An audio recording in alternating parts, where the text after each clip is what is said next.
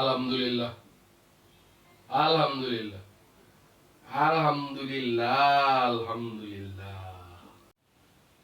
কি রে, এতবার আলহামদুলিল্লাহ পড়া লাগে? কি হইছে? মিষ্টি খাওয়াইব নি? যা মিষ্টি লয় আয়। আলহামদুলিল্লাহ যতবার কইছত বেটা, আলহামদুলিল্লাহ, আলহামদুলিল্লাহ, আলহামদুলিল্লাহ। যা বেটা। না মানে আমার প্রিয় অভিভাবক লেখছে তো ফেসবুকে আলহামদুলিল্লাহ, এর লেগে আমিও লিখছি আলহামদুলিল্লাহ। এই আর কি, এমনি কিছু না।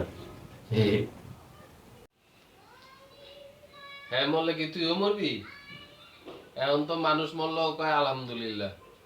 দেখ আবার কেউ মরছে কিনা, লেখছে আবার আলহামদুলিল্লাহ। এটা তো ঠিক না, এটি গুনার কাজ। যদি কোনো বিধর্মীয় মরে, আলহামদুলিল্লাহ কনটা ঠিক না। আর মুসলমান মরলে তো কনই যাব না।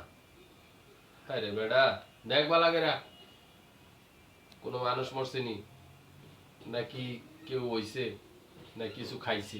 দেখ বেটা, ফালতু যত সব বলত।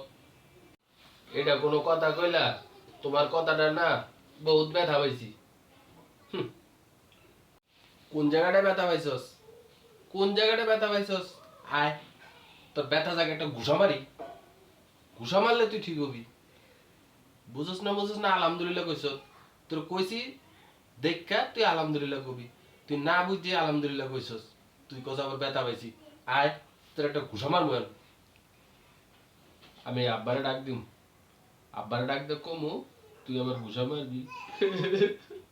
তুই ঘুষা মারবি কে? আমি কি করছি? তুই আমার ঘুষা মারবি।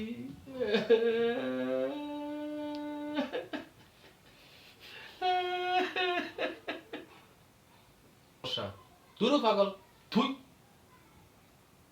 বেড়া ফাজিল।